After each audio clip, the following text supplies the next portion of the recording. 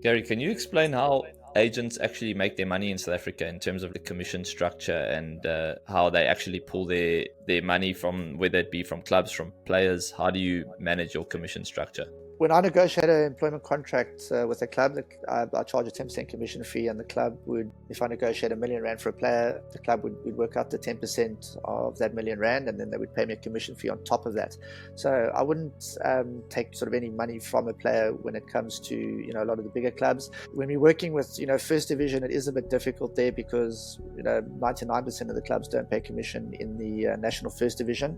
Again, it is a development league. Do have a lot of players there. So when it's players that are playing in that league, then I would charge them a 10% commission. But then again, I try and sort of make it up with sponsorship and other ways and means of trying saving their money so that they don't utilize their football money. But when it comes to PSL, we try and invoice the clubs directly. As the PSL league has changed, the dynamic has changed with a lot of the football clubs. A lot of smaller clubs are paying less and less commission, or struggling to get commissions out of them. But what's happening is that now agents tend to work with a lot of the clubs that do pay commission and they have relationships with, and you'll see that all our best players would then go to those clubs. Because at the end of the day, like myself, I mean, we've got to sustain a living. If we don't go and make that commission, we will close our doors and we won't be able to represent the athletes. So what do you mean when, if you bring them a player, then what happens?